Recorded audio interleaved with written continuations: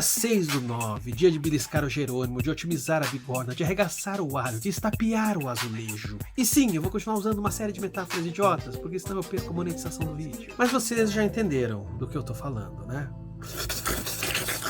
Para essa data tão especial, eu resolvi aqui comentar com vocês algo que geralmente eu não faço, que é muita, mas que, falando sério agora, tem uma importância fundamental na história do Brasil. Aliás, e Brasil tem tudo a ver, mas eu quero falar mais especificamente de algo que é pertinente ao cinema brasileiro. E do que eu tô falando? Ora, das nossas queridas, amadas, idolatradas chanchadas. O que mais lhe interessa na história? Muita gente até hoje vê com um certo descaso, com um certo desdém, o que foi o fenômeno das nos anos 70. Para muitos era basicamente filme só palavrão, era um negócio chulo, baixo. Só que assim, ó, já de pronto, tem muito de elitismo nesse tipo de crítica. Chanchadas eram filmes bastante populares, feitos com baixo orçamento e com bastante penetração nas camadas mais pobres. E a gente não pode perder de vista que a gente está falando de um contexto de ditadura militar. Então muita coisa foi dita, muito se foi criticado, mas disfarçando no meio de uma... Inclusive tem um documentário maravilhoso da Fernanda Pessoa, que é Histórias que o Nosso Cinema Não Contava, que eu recomendo muito que vocês assistam. Eu particularmente tenho muito interesse nas chanchadas. E não só pelos motivos que vocês estão imaginando, mas também pelos motivos, ora, quem é que não gosta de ver um pouco de... Contudo, o que eu mais me interesso ali é entender como que isso foi usado para pensar muito, mas muita coisa. Mais do que isso, o quanto foi considerado ali uma heroína da sociologia brasileira. Porque isso é um papo sério, sacou? Muitas vezes a gente pensa querendo tirar o corpo fora, literalmente. Ou seja, a gente usa apenas uma espécie de intelecto a nível espiritual. Muitas vezes se pensa numa poética como se fosse algo abstrato, ou numa estética que tem a ver apenas com aquelas sensações profundas e emocionais, como se fosse uma coisa sensivelmente inferior você ficar de ou de assistindo um filme. Veja, nós nunca saímos do nosso corpo em vida. Aliás, eu acho que nem em morte, porque aí já era, acabou. Mas enfim, aí cada um acredita no que quiser. Mas voltando para o mundo dos vivos, o nosso corpo, ele pulsa. E ele está sempre sensível ao mundo à sua volta, diante das mais diferentes sensações possíveis. De modo que pensar o quanto esse corpo ele se relaciona a partir de lógicas de atração e repulsão, pois bem, isso é fundamental. Não tem nada a ver simplesmente com mas sim, essa faz parte. Só que também faz parte você realmente considerar e pensar o quanto que as relações de poder, o quanto que as visões de mundo são estabelecidas por uma... E por esse motivo eu acho que a é muito boa pra gente pensar uma série de coisas. Tá, e daí? O que é que vai fazer? Greve. Greve? Greve como qualquer operário que é explorado pelo patrão. Mas eu não vou ficar aqui falando do movimento como um todo, isso aqui não é uma aula de história. Por isso que eu vou analisar especificamente um filme, que é Histórias que Nossas Babás Não Contavam, uma obra-prima que precisa ser relembrada. Dirigido por Oswaldo de Oliveira, esse filme saiu em 1979, mesmo ano da Lei de Anistia. Então é um filme que sai num contexto onde criticar a ditadura já estava um pouco mais fácil. E foi um filme que atingiu mais de 1 milhão de espectadores. Gente, no Brasil, um filme que atinge mais de 1 milhão de espectadores já é algo considerável. Isso em 79, quando a população era muito menor, é mais considerável ainda. E repito, eram filmes populares que passavam em cinemas de bairro e depois, quando foi pra TV, passava na madrugada direto. Foi assim que eu conheci, inclusive, quando eu era guri. E sobre o que é Histórias que Nossas Babás Não Contavam? Ora, é uma versão fechada da história da Branca de Neve e os Sete Anões. E que além de ser bastante engraçado e falar muito sobre o Brasil daquela época, consegue, a partir de uma pensar o que é o poder. Tanto o poder quanto. Então eu vou analisar aqui com vocês o filme que Histórias que Nossas Babás Não Contavam. Vou falar, obviamente, da chanchada, do contexto brasileiro, da ditadura militar e explicar pra vocês por que no final o Zangado foge com o príncipe e a Branca de Neve prefere ficar com 6 anões. Mas antes de eu entrar neste mundo de profunda... Eu peço que você curta o vídeo se estiver curtindo, se inscreva caso seja novo por aqui e compartilhe. Esse canal tem apoiadores que permitem existir vídeos como esse que o YouTube odeia. Então seja um apoiador e tem recompensas bem legais, como lives aqui comigo, grupo de estudo, grupo no Telegram, sorteio de gibi e conteúdo exclusivo. Eu vou deixar o link do nosso apoio na descrição do vídeo no primeiro comentário fixado. E cogite ser membro aqui também no YouTube por R$ 6,90 ao mês e ter acesso a conteúdos exclusivos. E se você sempre se perguntou por que o valor aqui para ser membro é R$ 6,90? 6,9? Bem, num vídeo como esse, você já entendeu o motivo. Primeiro, antes de falar do filme, eu acho que a gente tem que explicar direito o que é uma chanchada? Primeiro tem que pensar, o que é uma chanchada? Basicamente, as chanchadas são histórias burlescas de forte apelo popular e que são intimamente ligadas com a história do cinema brasileiro. Já havia chanchadas desde o período do cinema mudo. Conforme eu tô gravando aqui, tá tendo um baile funk, vocês podem estar ouvindo alguma coisa, que também tem tudo a ver com esse vídeo. Porém, foi com um som que a chanchada encontrou a sua forma por excelência. Porque afinal de contas, uma coisa que é muito cara às chanchadas é de procurar capturar cinematograficamente o espírito do carnaval. Daí o samba, a alegria, reverência. Em grande parte, as chanchadas são associadas aqui no Brasil à produtora carioca Atlântida Cinematográfica, que durou de 1941 a 1962, mas não foi a única a fazer chanchadas, nem foi a primeira. Contudo, vai ser ali no final dos 60, ao longo dos 70, que começa, dentro do movimento marginal, se estabelecer aquilo que vai ser chamado de... Ou seja, histórias que também têm um grande apelo popular, que também de alguma maneira são versões cinematográficas do espírito do carnaval, mas que não têm os pudores de outra época. Ou seja, são filmes que são reflexo da Revolução final dos anos 60. Ou seja, é o espírito do carnaval dizendo, pô, mas no carnaval a gente... né? Como é dito, inclusive no início de histórias que nossas babás não contavam, caramba, essas histórias onde ninguém... até parece que era assim. Vai me dizer que naquele tempo ninguém... E o novo mal com meu salva-vozinho, o chapeuzinho vermelho não! Contudo, como vocês devem imaginar, tudo aquilo que vem colado junto com a palavra geralmente é vista com um certo desdém. E isso merecia um vídeo à parte, mas uma coisa que eu já cansei de falar aqui e vou falar de uma maneira sucinta, não confundam jamais a exploração que existe na indústria com a em si. Mesmo numa sociedade comunista, vai ter gente querendo se exibir, vai ter gente querendo ver os outros se exibindo e vai ter gente querendo com desconhecido. O humano, ele é muito plural e muito complexo, inclusive a níveis às vezes bastante problemáticos. Por mais que determinados paradigmas sociais fomentem determinadas formas de sentir desejo no mundo, ainda assim isso vai continuar sendo complexo, porque nós humanos assim somos. Daí que se ocupar de investigações explícitas das... Bem, isso, a rigor, a priori, não tem nenhum problema. Para ficar bem clara a diferença, uma coisa é o que, outra coisa é o como. O como tem muito o que criticar. E sim, falar num vídeo como esse em como, isso também fica um tanto esquisito. Como ele, como a mãe dele que eu conheci também, como a Vânia, que é sua mulher, como o Damião, como a Andréia, como a Dona Maria. Cara, não tem como fazer esse vídeo, sacou? Não tem. Meu espírito de quinta série aqui está se segurando. Tem uma criança dentro de mim querendo sair. E sim, até isso, que é muito errado, o pessoal vai maliciar. Deixa eu voltar então para as nossas queridas... É preciso entender para muitos jovens que durante o período militar havia censura. E diferentes setores buscaram estratégias para sobreviver a essa censura. Foi uma das saídas. Porque assim, a censura, a rigor, funcionava da seguinte maneira. Um cineasta fazia um filme e mandava a versão pronta para um órgão censor, que dizia o que precisava cortar ou não. E em partes, muitas vezes se utilizavam de cenas de para que aquilo chamasse mais atenção do que certas alegorias, certas metáforas, certas cutucadas ao regime. Inclusive nos casos onde a censura era feita na presença do censor, ou seja, ele sentava ali ao lado do diretor e via o filme, muitas vezes, de propósito, colocava uma cena extremamente grotesca do ponto de vista antes de um diálogo problemático. E isso servia para daí você criar uma cena ali, porque você ficava discutindo com o censor, dizendo, não, eu não posso tirar essa cena aqui do Branca de Neve e os Seis Anões, isso aqui é conceito, não sei o que, e o censor tá ali batendo boca contigo, mas aí ele perdeu o diálogo posterior e pronto, passou, vai pro cinema assim, ele não se deu conta, tá bom, eu corto ali parte ali do negócio, mas... a fala passou. Agora, tudo isso são justificativos do ponto de vista intelectual. Eu ainda insisto, não vejo problema nenhum em dizer que também esses filmes serviam pra galera bater para fazer o que bem quiser. Notem como ainda é resquício de um moralismo você não ver problema quando você chora com o filme, quando você tem medo a partir de um filme, quando você começa a suar frio por causa de um filme. Por que então seria um problema você descascar o palhaço ou lustrar o jubileu? Mas indo pro filme agora especificamente. Histórias que nossas babás não contavam é protagonizado por Adele Fátima. Ela ainda aos 17 anos foi uma das mulatas de Sargentelli. E sim, tô ligado que hoje o termo mulata é bastante problematizado, mas era como era chamado na época. E Sargentelli, por sua vez, era um cara que tinha casas de shows onde várias mulatas se apresentavam. Então sim, tá muita coisa criticável aí. Contudo, né, cabe ressaltar, Adele Fátima era, além de uma mulher lindíssima, uma atriz cômica muito boa. Inclusive, a Adele Fátima foi uma Bond Girl, ela chegou a gravar um filme com 007, ela chegou a ganhar uma passagem para ver a estreia nos Estados Unidos e descobriu que a cena em que ela participava foi cortada. Dizem até que por ciúme da esposa do Roger Moore, eu adoro quando bastidores de outros filmes também parecem uma... E aqui ela assume o papel de Clara das Neves. Qual é a diferença? Bom, vamos lá. O rei casou com uma rainha africana. Qual país? O filme não diz.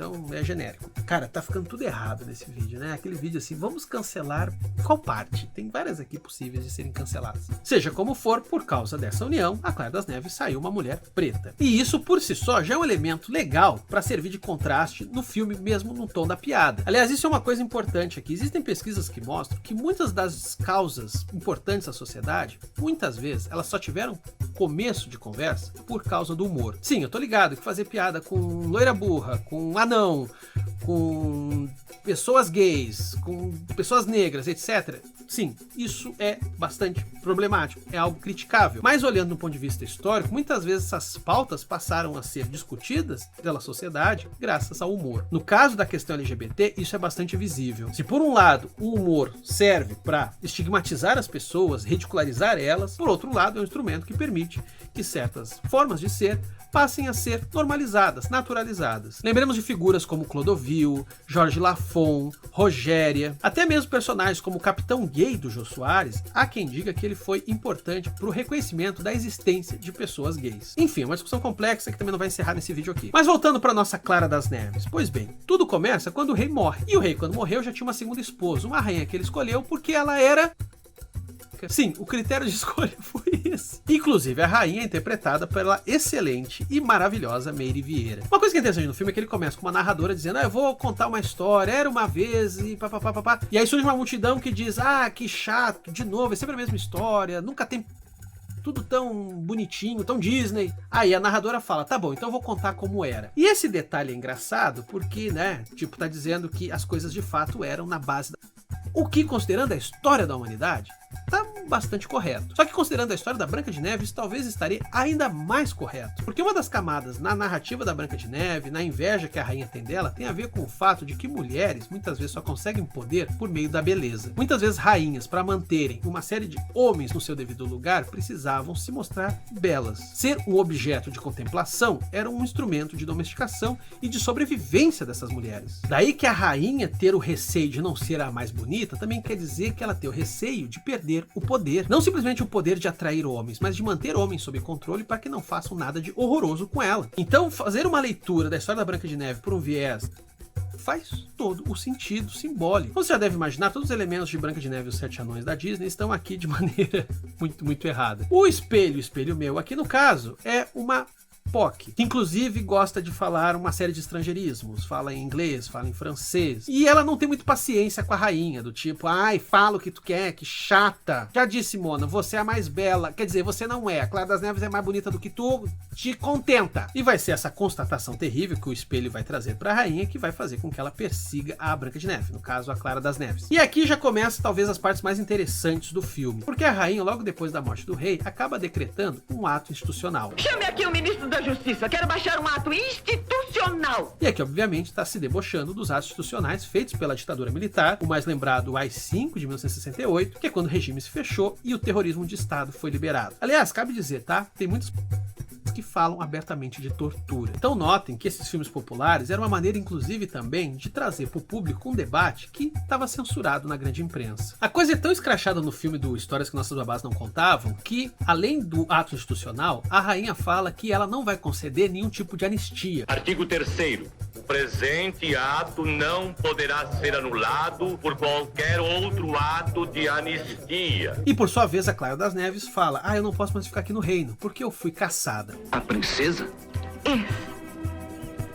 Fui caçada. Gente, o filme é de 79, o mesmo ano da lei da anistia. Então eles estavam falando de algo que estava acontecendo naquele momento, do quanto que finalmente o regime voltava a se abrir, e também fazia um comentário bastante ácido sobre o quanto esses militares, esses generais, figuras sérias que nos governaram, o quanto que eles eram também um bando de pateta. Fazer ridículas as estruturas de poder e daqueles que nos governam, eu acho que é a coisa mais certinha a se fazer. Mas voltando, o que a rainha acaba decretando? Que a Clara das Neves agora não tem mais status de princesa. E aqui já vem um elemento racial também bacana de subtexto na história, porque a Clara das Neves é a única mulher negra naquele lugar. E daí ela é colocada na posição de faxineira do reino. Daí que não é por acaso que por trás de toda a galhofa a gente vê ali o estereótipo da empregadinha, do quanto que ela é jogada na posição e tem que ser disponível, pelo menos dentro de uma visão extremamente machista. Dito de outra forma, então, o que a rainha fez foi jogar a Clara das Neves aos leões. Algo que acontece logo no começo. Ela passa a ser muito, muito assediada. E como no início da história ela é meio ingenuazinha, ela acaba caindo ali nas que os homens fazem com ela. Inclusive isso aparece na cena em que um súdito propositalmente escorrega na espuma ali da limpeza da Clara das Neves e pede para que ela faça uma massagem, para que diminua a dor. É na canela? Não, é mais em cima. É na coxa? Não, é mais em cima. E de repente dá-lhe massagem.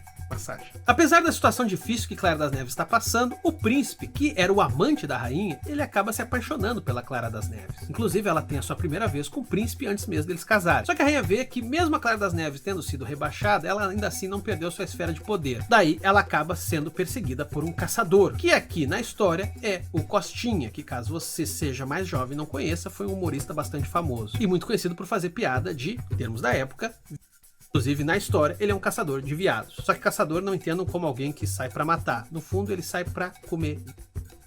Essa é a piada. Uma coisa que eu acho divertido nesse arco todo é que filmes da Disney tem o lance dos animais meio que celebrarem junto com essas princesas a existência mágico-natural. E aqui, no caso de Histórias que Nossos Pais Não Contavam, a primeira cena entre a Clara das Neves e o príncipe, também tem uma série de imagens de bichos. Só que eles são bichos fazendo aquilo que vocês estão imaginando. Sim, porque a natureza também é feita disso, né? A natureza...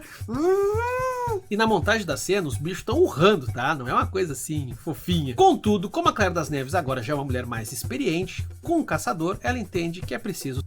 E é o que ela faz para ser poupada. Só que o caçador diz para ela, ok, só que agora você precisa fugir. Daí você tem aquela narrativa banal da Branca de Neve, no caso Clara das Neves, indo pro meio da floresta, enfrentando uma série de perigos, até que acaba sendo encontrada por 7 anões. E é a partir daqui que daí o filme, que já estava esquisito, fica muito, muito estranho. Porque os anões são figuras extremamente cômicas, e eles de pronto, ao ver a Clara das Neves, ficam bastante...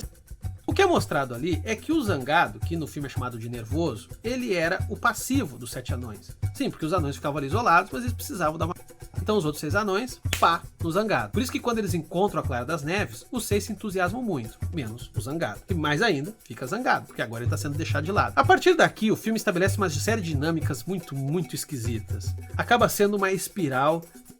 humano. Porque a Clara das Neves acaba ocupando um papel ali, logo quando ela chega na Casa dos Anões, que é bastante curioso. Por um lado, ela é uma figura maternal, ela trata eles como crianças, ela é muito tolerante com eles. Inclusive ali numa das cenas de pá, ela coloca o anão nos braços e ele... Enfim. Mas por outro lado, mal ela chega e ela passa a ser a comandante. Então, tipo, ela que organiza o que cada um tem que fazer, o trabalho de cada um. Pô, os caras já moravam ali, eles já tinham um ofício, mas ela diz exatamente o que cada um tem que fazer. E, em partes, tudo isso reproduz muito o imaginário da mulher na época. Uma figura que agora demanda uma liberdade, mas uma liberdade que parece que sempre vai vir dentro de uma lógica de guerra.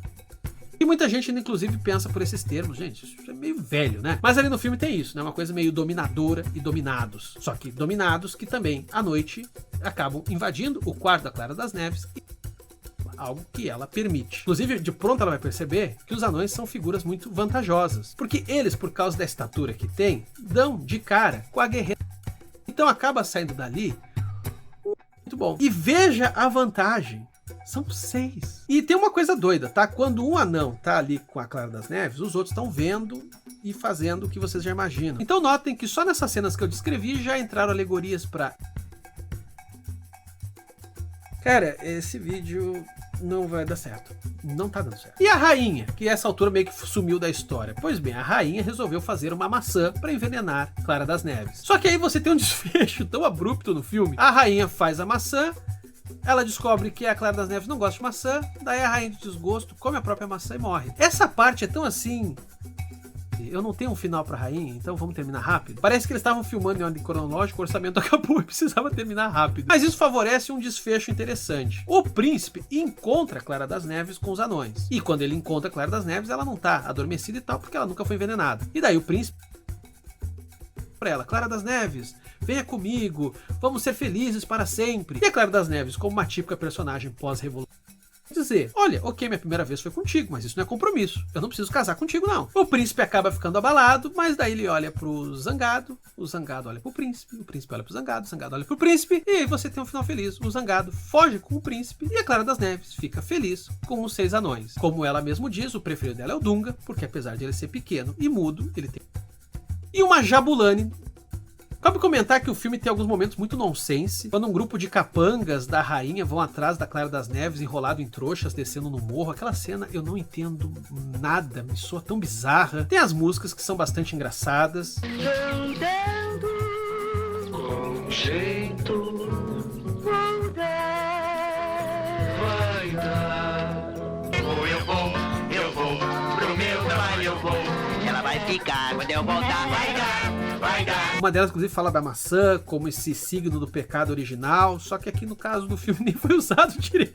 Então, sei lá, vamos tentar ver sentido nisso. A maçã aqui não tem importância porque todo mundo já vive em pecado. Então, focar no pecado original não interessa. Já todo mundo comeu a maçã mesmo, não tem nem maçã mais. Mas a Rê morre envenenada. Tá, sei lá. Outra coisa também bacana no filme é que tem um enquadramento onde estão todos os anões reunidos e eles estão perguntando pro Dunga como é que foi das Neves. E a composição é da Santa Ceia, com o Dunga com a Calitro ali, tendo um destaque no lugar de Jesus. Por fim, tem aquela coisa maravilhosa das...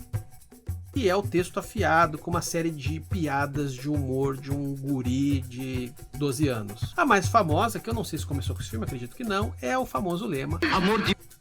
Fica! que, por mais que seja profundamente escrota, contrapõe a essa ideia romântica do amor. O amor não é essa atração etérea, é uma veia azul saltada. Então essa é a lição que histórias que nossos babás não contavam, ou talvez melhor, tem a nos dizer. Quanto relações de poder, questões de gênero, questões de classe, estão embrincadas, mergulhadas de muito. E, falando bem sério, não tem como analisar todas essas questões desconsiderando uma perspectiva.